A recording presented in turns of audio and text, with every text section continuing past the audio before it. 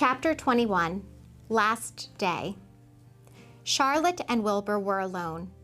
The families had gone to look for Fern. Templeton was asleep. Wilbur lay resting after the excitement and strain of the ceremony. His medal still hung from his neck. By looking out of the corner of his eye, he could see it. "Charlotte," said Wilbur after a while, "why are you so quiet?" "I like to sit still," she said. "I've always been rather quiet." "Yes, but you seem specially so today. Do you feel all right?" "A little tired, perhaps, but I feel peaceful. Your success in the ring this morning was, to a small degree, my success. Your future is assured. You will live secure and safe, Wilbur. Nothing can harm you now. These autumn days will shorten and grow cold. Christmas will come, then the snows of winter. You will live to enjoy the beauty of the frozen world, for you mean a great deal to Zuckerman, and he will not harm you, ever. Winter will pass, the days will lengthen, the ice will melt in the pasture pond. The song sparrow will return and sing, and frogs will awake. The warm wind will blow again. All these sights and sounds and smells will be yours to enjoy, Wilbur. This lovely world, these precious days." Charlotte stopped. A moment later, a tear came to Wilbur's eye. "Oh, Charlotte," he said, "to think that when I first met you, I thought you were cruel and bloodthirsty." When he recovered from his emotion, he spoke again. "Why did you do all this for me?" he asked. "I don't deserve it. I've never done anything for you." "You have been my friend," replied Charlotte. "That in itself is a tremendous thing. I wove my webs for you because I liked you. After all, what's a life anyway? We're born, we live a little while, we die. A spider's life can't help being something of a mess with all this trapping and eating flies. By helping you, perhaps I was trying to lift up my life a trifle. Heaven knows anyone's life can stand a little of that." "Well," said Wilbur, "I'm no good at making speeches. I haven't got your gift for words, but you have saved me, Charlotte, and I would gladly give my life for you. I really would." "I'm sure you would, and I thank you for your generous sentiments." "Charlotte," said Wilbur, "we're all going home today. The fair is almost over. Won't it be wonderful to be back home in the barn cellar again with the sheep and the geese? Aren't you anxious to get home?" For a moment, Charlotte said nothing. Then she spoke in a voice so low, Wilbur could hardly hear the words. "I will not be going back to the barn," she said. Wilbur leapt to his feet. "Not going back?" he cried. "Charlotte, what are you talking about?" "I'm done for," she replied. "In a day or two, I'll be dead. I haven't even strength enough to climb down into the crate. I doubt if I have enough silk in my spinnerets to lower me to the ground." Hearing this, Wilbur threw himself down in an agony of pain and sorrow. Great sobs racked his body. He heaved and grunted with desolation. "Charlotte," he moaned, "Charlotte, my true friend."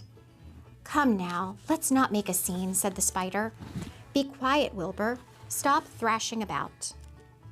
"But I can't stand it," shouted Wilbur. "I won't leave you here alone to die. If you're going to stay here, I shall stay too." "Don't be ridiculous," said Charlotte. "You can't stay here. Zuckerman and Lurvy and John Arable and the others will be back any minute now, and they'll shove you into that crate and away you'll go. Besides, it wouldn't make any sense for you to stay. There would be no one to feed you. The fairgrounds will soon be empty and deserted." Wilbur was in a panic. He raced round and round the pen. Suddenly, he had an idea. He thought of the egg sack and the 514 little spiders that would hatch in the spring. If Charlotte herself was unable to go home to the barn, at least he must take her children along. Wilbur rushed to the front of his pen. He put his front feet up on the top board and gazed around. In the distance, he saw the Arables and the Zuckermans approaching. He knew he would have to act quickly. "Where's Templeton?" he demanded. "He's in that corner, under the straw, asleep," said Charlotte. Wilbur rushed over, pushed his strong snout under the rat, and tossed him into the air. "Templeton!" screamed Wilbur. "Pay attention!" The rat, surprised out of a sound sleep, looked first dazed, then disgusted. "What kind of monkey shine is this?" he growled. "Can't a rat catch a wink of sleep without being rudely popped into the air?" "Listen to me," cried Wilbur. "Charlotte is very ill. She has only a short time to live. She cannot accompany us home because of her condition. Therefore, it is absolutely necessary that I take her egg sac with me. I can't reach it, and I can't climb. You are the only one that can get it. There's not a second to be lost. The people are coming. They'll be here in no time. Please, please, please, Templeton, climb up and get the egg sac." The rat yawned. He straightened his whiskers. Then he looked up at the egg sac. "So," he said in disgust, "so it's old Templeton to the rescue again, is it? Templeton, do this. Templeton, do that. Templeton, please run down to the dump and get me a magazine clipping. Templeton, please lend me a piece of string so I can spin a web." "Oh, hurry," said Wilbur. "Hurry up, Templeton." But the rat was in no hurry. He began imitating Wilbur's voice. "So it's, 'Hurry up, Templeton,' is it?" he said. "Ho, ho, and what thanks do I ever get for these services, I would like to know? Never a kind word for old Templeton, only abuse and wisecracks and side remarks. Never a kind word for a rat." "Templeton," said Wilbur in desperation, "if you don't stop talking and get busy, all will be lost, and I will die of a broken heart. Please climb up." Templeton lay back in the straw.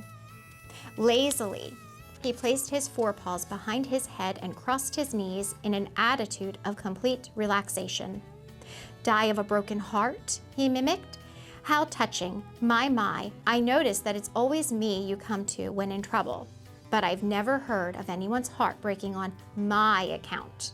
Oh no, who cares anything about old Templeton?" "Get up," screamed Wilbur. "Stop acting like a spoiled child." Templeton grinned and lay still. "Who made trip after trip to the dump?" he asked. "Why, it was old Templeton, who saved Charlotte's life by scaring that Arable boy away with a rotten goose egg. Bless my soul, I believe it was old Templeton. Who bit your tail and got you back on your feet this morning after you had fainted in front of the crowd? Old Templeton. Has it ever occurred to you that I'm sick of running errands and doing favors? What do you think I am anyway, a rat of all work?" Wilbur was desperate. The people were coming, and the rat was failing him. Suddenly he remembered Templeton's fondness for food. "Templeton," he said, "I will make you a solemn promise. Get Charlotte's egg sac for me, and from now on I will let you eat first, when Lurvy slops me. I will let you have your choice of everything in the trough, and I won't touch a thing until you're through."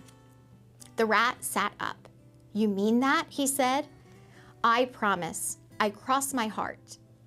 "All right, it's a deal," said the rat. He walked to the wall and started to climb. His stomach was still swollen from last night's gorge. Groaning and complaining, he pulled himself slowly to the ceiling. He crept along till he reached the egg sac.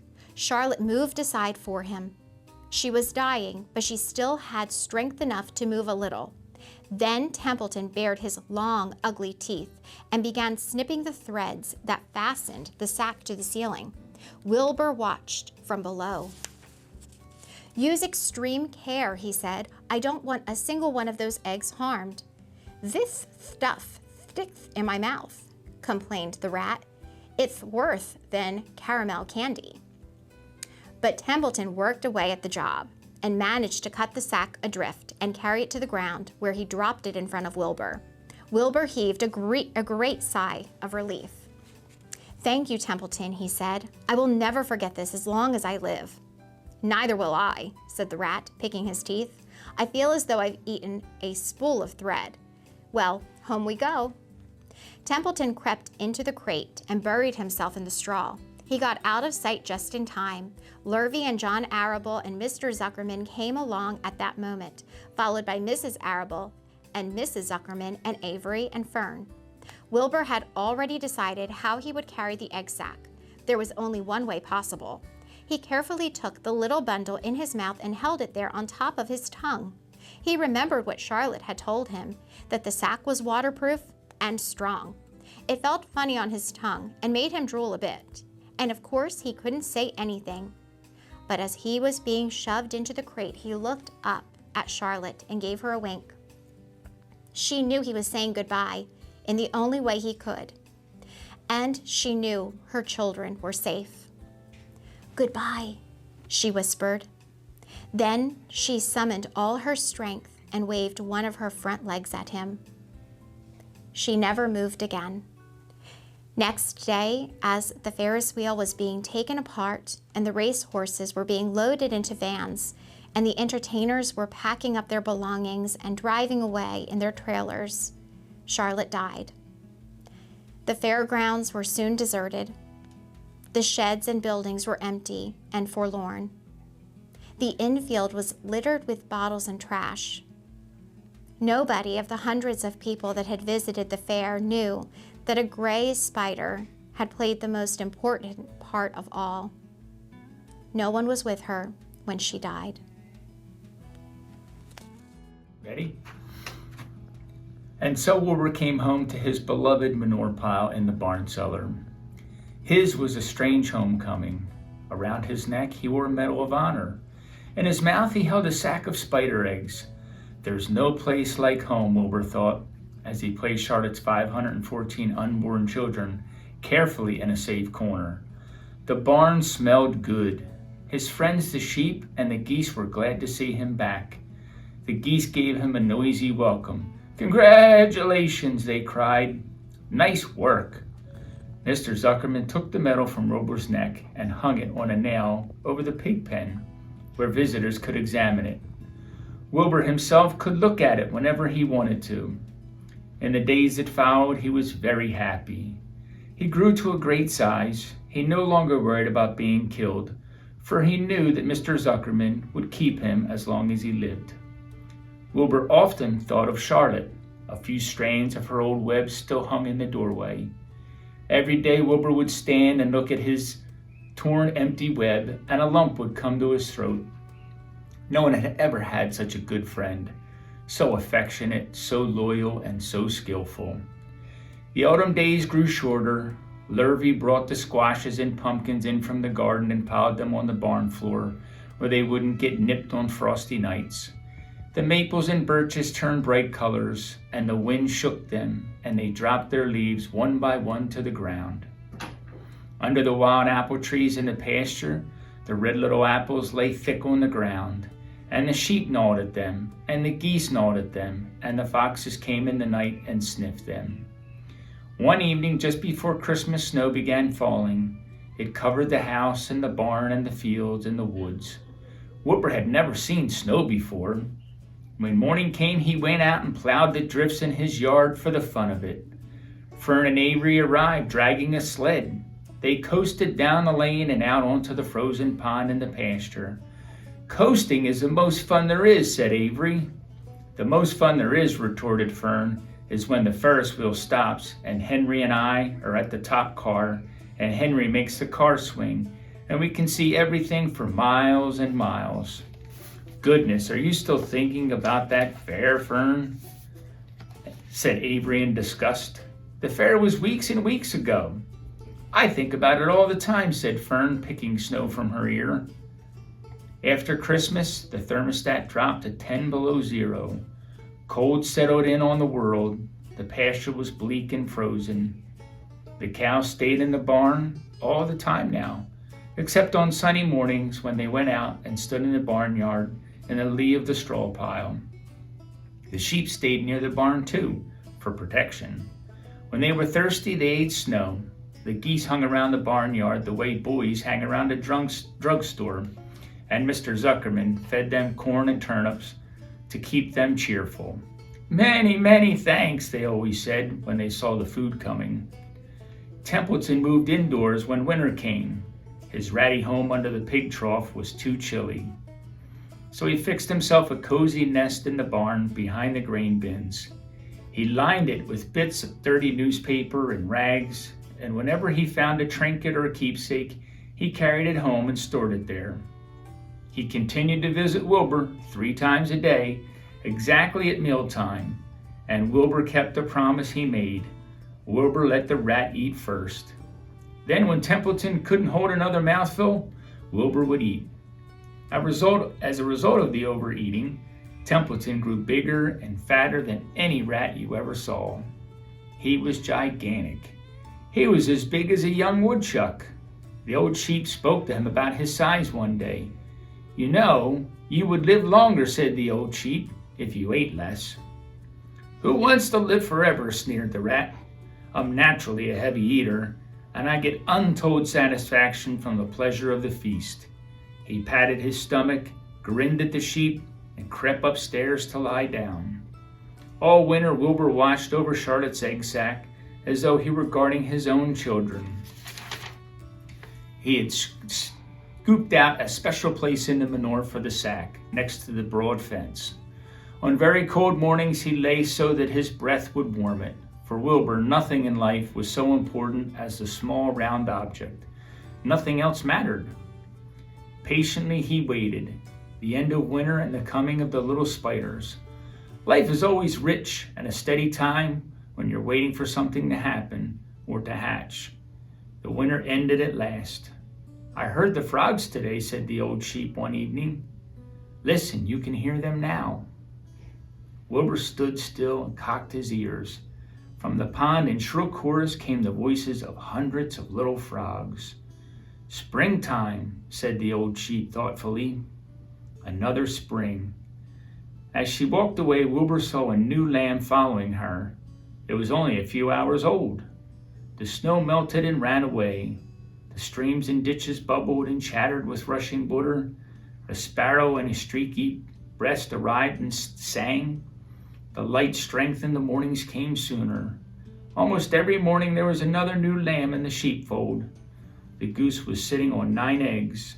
The sky seemed wider and a warm wind blew. The last remaining strands of Charlotte's old web floated away and vanished. One fine sunny morning after breakfast, Wilbur stood watching his precious sack. He wasn't thinking of anything much. As he stood there, he noticed something move. He stepped closer and stared. A tiny spider crawled from the sack. It was no bigger than a grain of sand, no bigger than the head of a pin. Its body was gray with a black stripe underneath. Its legs were gray and tanned. It looked just like Charlotte. Wilbur trembled all over when he saw it. The little spider waved at him. Then Wilbur looked more closely. 2 more little spiders crawled out and waved. They climbed round and round on the sack, exploring their new world. Then 3 more little spiders. Then 8. Then 10. Charlotte's children were here at last.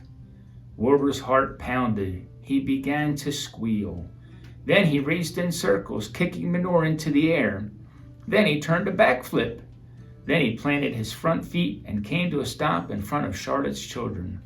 "Hello there," he said. The first spider said hello, but its voice was so small, Wilbur couldn't hear it. "I'm an old friend of your mother," said Wilbur. "I'm glad to see you. Are you all right? Is everything all right?" The little spiders waved their forelegs at him. Wilbur could see by the way they acted, they were glad to see him. "Is there anything I can get you? Is there anything you need?" The young spiders just waved. For several days and several nights they crawled here and there, up and down, around and about, waving at Wilbur, trailing tiny drag lines behind them, and exploring their home. There were dozens and dozens of them. Wilbur couldn't count them, but he knew that he had a great many new friends. They grew quite rapidly. Soon each was as big as a BB shot. They made tiny webs near the sack. Then came a quiet morning when Mr. Zuckerman opened the door on the north side. A warm draft of rising air blew softly through the barn cellar. The air smelled of the damp earth, of the spruce woods, of the sweet springtime. The baby spiders felt the warm updraft. One spider climbed to the top of the fence. When it did something that came as a great surprise to Wilbur, the spider stood on its head, pointed its spinnerets in the air, and let loose a cloud of fine silk. The silk formed a balloon. As Wilbur watched, the spider let go of the fence and rose into the air. "Goodbye," it said as it sailed through the doorway. "Wait a minute," screamed Wilbur. "Where do you think you're going?" But the spider was already out of sight. Then another baby spider crawled to the top of the fence, stood on its head, made a balloon, and sailed away. Then another. Then another. The air was soon filled with tiny balloons, each balloon carrying a spider. Wilbur was frantic. Charlotte's babies were disappearing at a great rate. "Come back, children," he cried. "Goodbye," they called. "Goodbye, goodbye." At last, one little spider took time enough to stop and talk to Wilbur before making its balloon. "We're leaving here on the warm updraft. This is one moment for setting forth. We are aeronauts, and we're going out into the world to make our webs for ourselves." "But where?" asked Wilbur.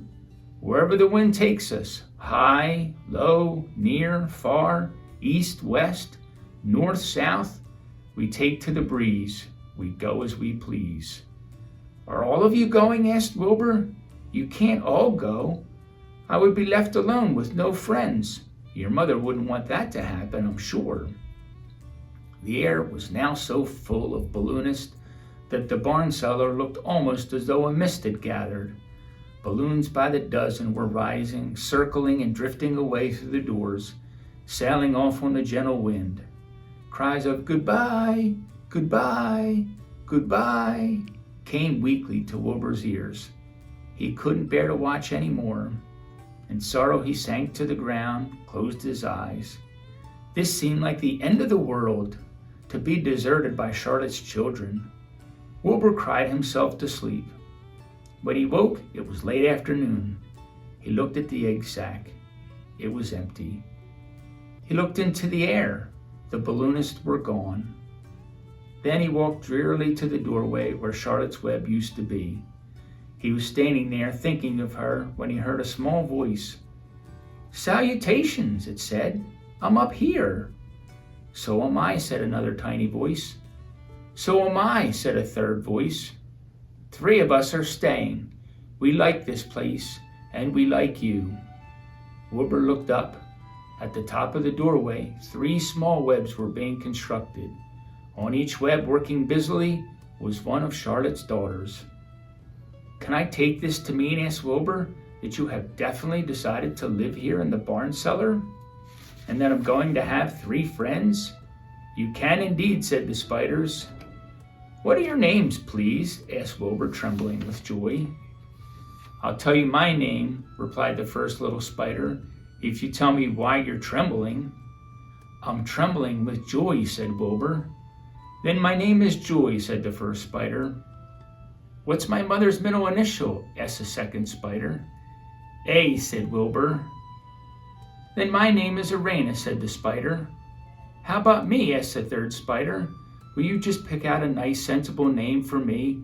Something not too long and not too fancy and not too dumb?" Wilbur thought hard. "Nellie," he suggested. "Fine, I like that very much," said the third spider. "You may call me Nellie." She daintily fastened her orb line to the next spoke of the web. Wilbur's heart brimmed with happiness. He felt that he should make a short speech on this very important occasion. "Joy, Urania, Nellie," he began, "welcome to the barn cellar. You have chosen a hallowed doorway from which to string your webs. I think it's only fair to tell you that I was devoted to your mother. I owe her my very life. She was brilliant, beautiful, and loyal to the end. I shall always treasure her memory. To you, her daughters, I pledge my friendship forever and ever." "I pledge mine," said Joy. "I do too," said Urania. "And so do I," said Nellie, who had just managed to catch a small gnat. It was a happy day for Wilbur, and many more happy, tranquil days followed. As time went on and the months and the years came and went, he was never without friends. Fern did not come up regularly to the barn anymore. She was growing up and was careful to avoid childish things like sitting on a milk stool near a pig pen. But Charlotte's children and grandchildren and great-grandchildren, year after year, lived in the doorway.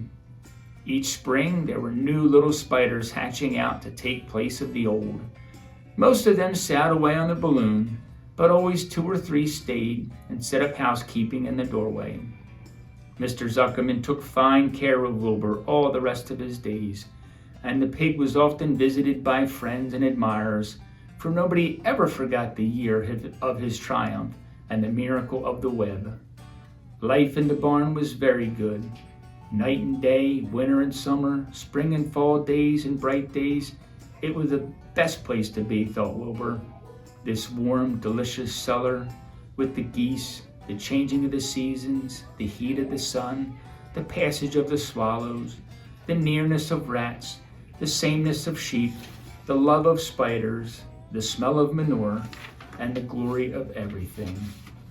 Wilbur never forgot Charlotte, although he loved her children and grandchildren dearly. None of the new spiders ever quite took her place in his heart. She was in a class by herself. It's not often that someone comes along who's a true friend and a good writer.